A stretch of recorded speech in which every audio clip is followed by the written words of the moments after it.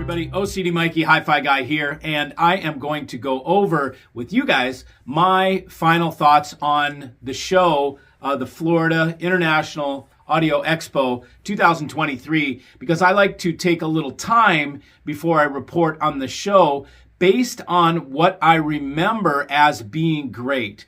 Because, you know, I could go to the show, I'm going to have a bunch of things in my face. It's going to be a myriad of stuff. I know what's good when when it's whatever I remember, okay, from the show. A week later, 2 weeks later, the rooms that stand out, I will still remember them. The rooms that did not stand out, I will not remember them.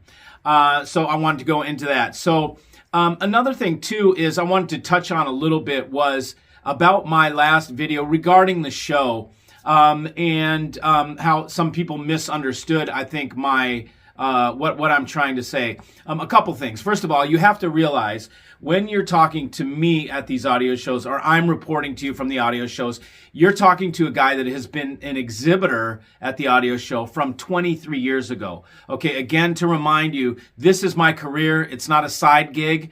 And I've done this for 23 years as my career. My only income has come from hi-fi for the last 23 years. Okay, so I'm jaded, okay? So I'm the older guy that's been through this forever. I'm jaded because I've seen the bull crap that's been perpetrated to the industry for the last 23 years. And I got sick of it about, 12 years in, okay? So for the last 12 years, I'm doing my own thing and whatever. And since I started this channel, I've pretty much taken my own rogue step outside of the industry and away from the establishment to bring you guys solutions. Because I can just sit and talk and talk and talk, or I can actually take action and bring you guys solutions, which is what I'm here for. My goal is to get you out of hi-fi, okay, not to keep you in it chasing your tail. You must understand the industry, their prerogative is to keep you chasing your tail because it keeps sales going over and over again. You never quite get satisfied. You're always trying to tweak and upgrade. And that's, if you want to be part of that, I just want you to be aware of what's going on. So my goal is to get you out of hi-fi. I've said it a million times, so we can motorcycle, we can barbecue, we can scuba dive, we can go on hikes, expeditions, we can travel, we can do a lot of other things that I don't like to be in the house all the time listening to hi-fi, okay? On crappy days, I like to do it, but most of the time when it's beautiful outside, I like to be outside. So anyways, I wanted to go over the show, and the show, in typical form, the same rooms were good, okay? And here's another thing, too, is if I were to report to you on the show each time, it's kind of silly because there's very few new things that are innovative or stand out, that are new, okay? It's the same old suspects that are the great rooms, okay? For instance, okay, Akora Acoustics, one of my favorite rooms at the show. Val brought some $250,000 floor standers, so he really stepped up his game in terms of his speakers. He used to have just two ways, which were the purest design approach. They were always very good sounding. We always knew they were very good sounding. They've never been reported to be bad sounding that I know of. Everybody's show report always tells you the same crap. Akora Acoustics sounded great. Well, that hasn't changed. They stepped their game up. Now it's even better. I mean, I was standing 25, 30 feet away from those speakers, and they were still imaging perfectly. And I could go one chair up in rows, and it just got successively better and better in terms of the intimacy with the music. So Val did a phenomenal job. Kudos to Akora Acoustics. Is that anything special? Is anybody learning anything new from that? Unless you're not in the hi-fi game, if you are, you understand Akora Acoustics is good. You know it's ad killer reviews all the time. So it's nothing new to you guys, okay?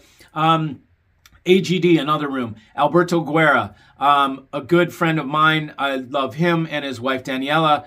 I haven't met the kids yet, but I will someday.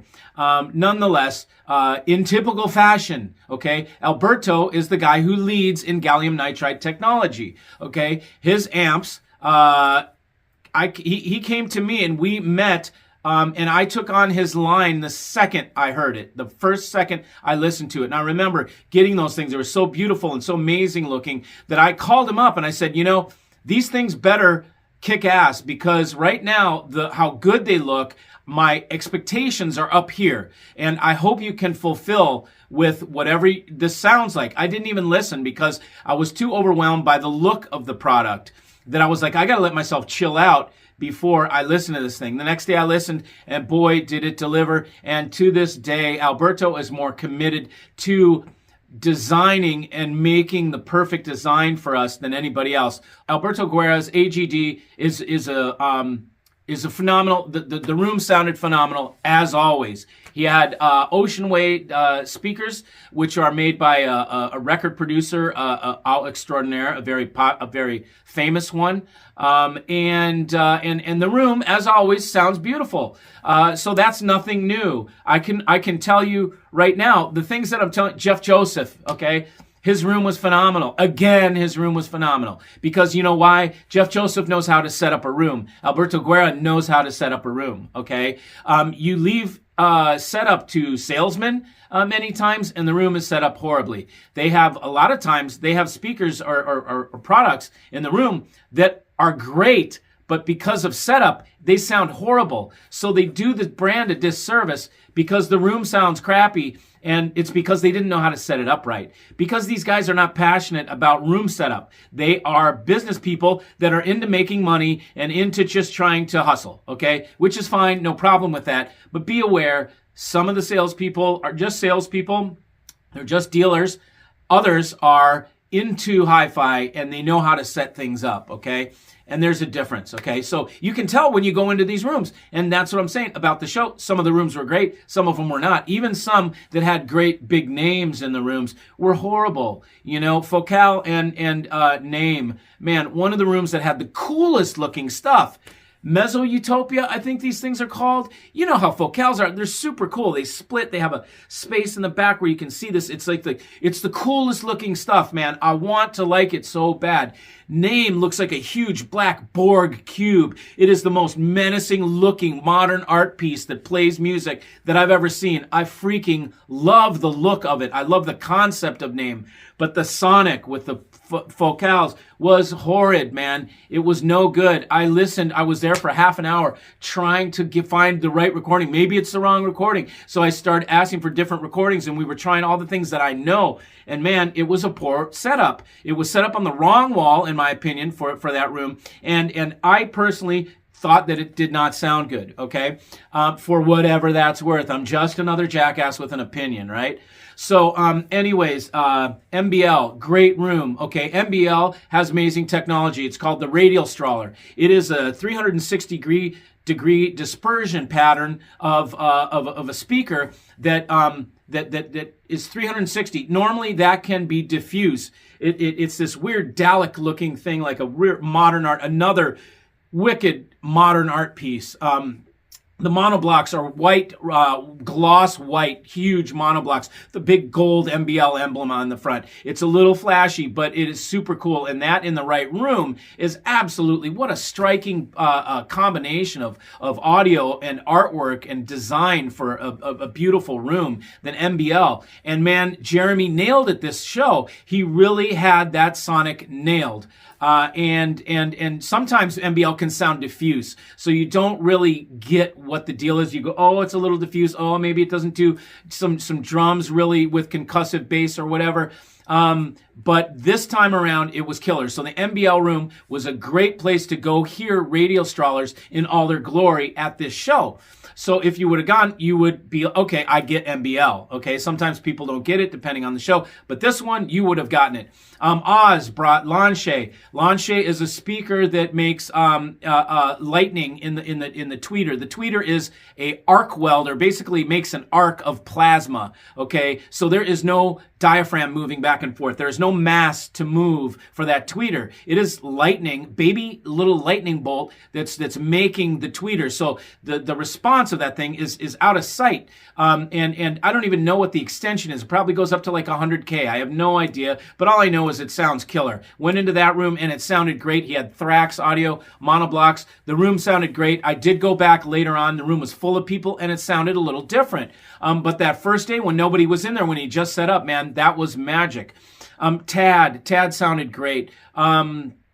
But Tad always sounds great, okay? I exhibited with Tad 12 years ago. Man, we had a room with the Tad floor standing monitors. We had vacuum tubes. We had master tape. It was Jonathan Horwich from International Phonograph. It was his room, and it was all Virastar my cables, okay? And that was like astounding, man. And that was 12 years ago. We use Tad, us guys that still, I still do it a little bit, but when we make our own monitors and we make our own speakers, we use Tad drivers many times. So anybody who's a speaker builder totally knows about Tad drivers. They've been at the top of the game for the last, 30 years or something like that? So Tad is no surprise to me. So did I even spend any time in that room? No, because I know what Tad is, man. I don't need to go establish that I know it's great stuff. I already know it's great stuff. So they were playing some vocal music. They didn't go around the world. I didn't hear everything in there. It didn't even sound that great with the music that they were playing.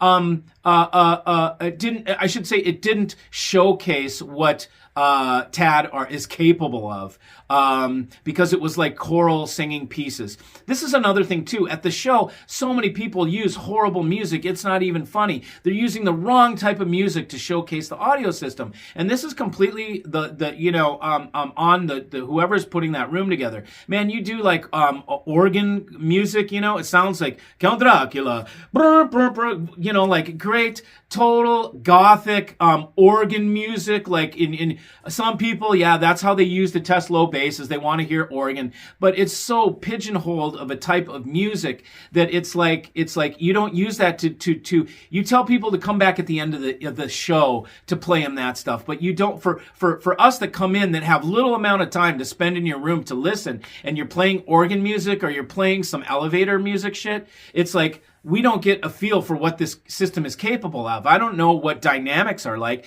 On the flip side, if you play techno music, I don't know what imaging is like. All I know is what dynamic slam is like. So people need to understand you have to have a proper demo set up, man, with like a minute of each tune of different styles to get everybody to cover all ground.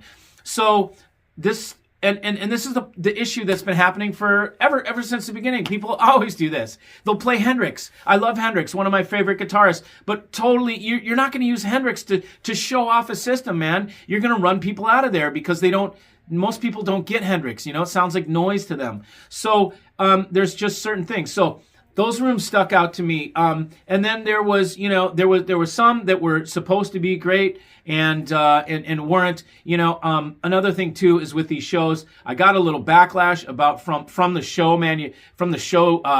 who puts on the show. Here's another thing to pay attention to. Who puts on the show and what's being promoted, okay? Sometimes it's show guys that are putting on the show.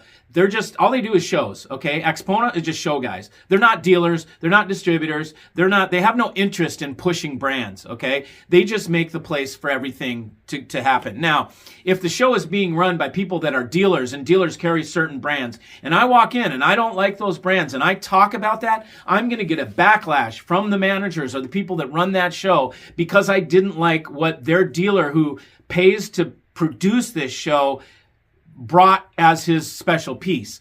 So it becomes political on many levels with the magazines, with the shows, with the reviewers, with the dealers. It's absolutely insane. And it's something you deal with.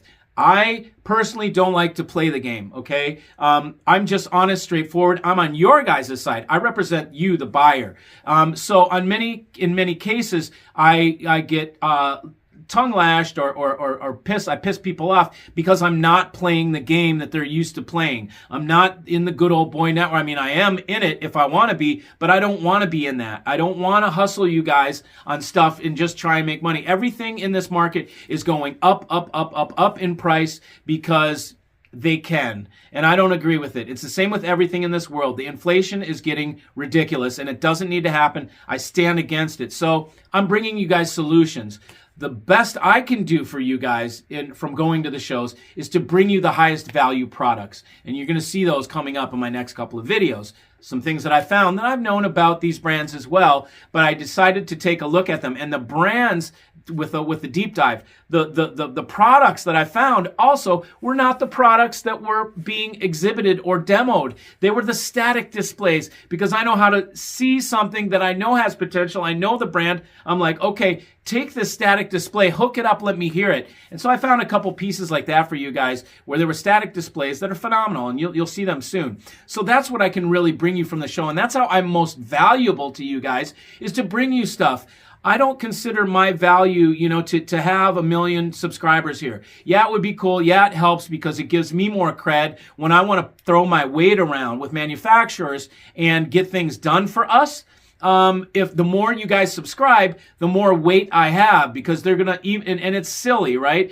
All it is just you guys subscribing, but in the end, it's how we are sized up by manufacturers. If I have 2 million viewers, they're going to be like, holy shit, I can make moves with that kind of subscribership that will be industry-wide moves. And I am a mover and a shaker. I don't want to say like whatever. Maybe I'm a troublemaker. That's probably it more than anything. I'm not trying to cause trouble, but I do disrupt things because I don't believe in the same old bullshit that's been going on year after year after year after year, all these 23 years. I've seen it for too long. There is a good group of guys in the manufacturing that have been around a long time that are on my same page, okay? And I'll tell you, these are well-respected, well-known guys, manufacturers, but they can't say anything because they don't want to shake the apple cart. I don't mind shaking the apple cart, okay? Because I represent you guys and I know you appreciate it. So I just wanted to take a couple minutes and say this, tell you a little bit about the show, the brands that I liked. Those are going to be the same brands. Let me give you a little, I'm going to be a fortune teller here, okay? My fortune telling, and I'm going to tell the future, okay? The future teller is, I'm going to go to Expo. Jeff Joseph's room is going to be phenomenal, okay? AGD's room is going to be terrific. MBL room is going to be great. The TAD room will be killer. Okay, so am I teaching anything new? Those rooms are always great. The same stuff that's great is always great. It doesn't change. The same guys that can't really put shit together can't really put shit together. And it shows year after year, time after time. So thanks for joining. Please subscribe to the channel. Give me some love, because that's also what tells me to keep doing this, is your subscriptions. I will, if I stop getting subscribers, I stopped doing YouTube because I don't know that you guys are into it. So show me some love, give me that subscribership, and I will keep bringing you this content in a real way. Okay, no fluff. As you can tell, if I was fluffing, I'd have beautiful videography and all that kind of stuff. There's other people that do that way better than I do. I'm about bringing the content that other guys can't bring. So, anyways, thanks for joining. See you.